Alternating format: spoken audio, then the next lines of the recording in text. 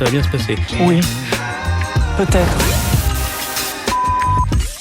Jeudi 29 février, Vladimir Poutine a prononcé un discours à la nation afin de définir les priorités de la Russie dans les années à venir, le tout à 2 semaines d'une élection présidentielle russe qu'il est certain de remporter.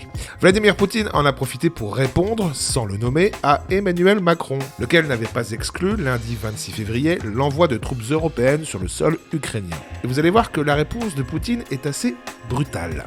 Il a indirectement répondu à Emmanuel Macron. On se demandait s'il allait le faire, il l'a fait. Il a brandi à nouveau la menace nucléaire. La dernière fois, souvenez-vous, c'était en septembre 2022. Il avait dit que pour la Russie, la menace nucléaire, la menace d'utiliser l'arme nucléaire n'était pas du bluff. Là, il a largement confirmé. Avant d'en parler, je vous propose de l'écouter.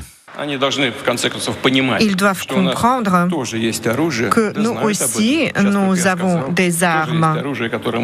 Et je viens de les énumérer. Et les armes qui peuvent atteindre des cibles sur leur territoire. Et tout ce qu'ils inventent maintenant et ce avec quoi ils font peur au monde entier, ceci représente une menace réelle d'un conflit avec l'utilisation des armes nucléaires et donc l'extermination de toute la civilisation. Mais est-ce qu'ils ne le comprennent pas? Ils n'ont pas traversé des épreuves difficiles, ils ont oublié ce que c'est que la guerre. Il a dit. Eh oui. Vladimir Poutine a même dit plus que cela, en fait, puisqu'il a aussi fait allusion à ceux qui, par le passé, avaient essayé d'envahir la Russie, notamment un certain Napoléon, et n'a pas hésité à promettre un destin similaire à ceux qui tenteraient d'attaquer à nouveau la Russie.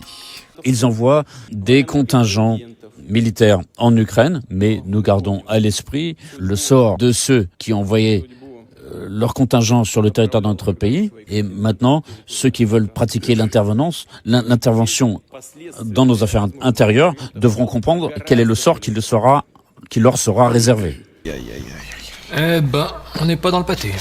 Bon, histoire de finir sur une note un peu plus légère, j'avais fait une vidéo dans laquelle Macron se fait huer par 20 000 personnes. Vous allez voir, ça détend.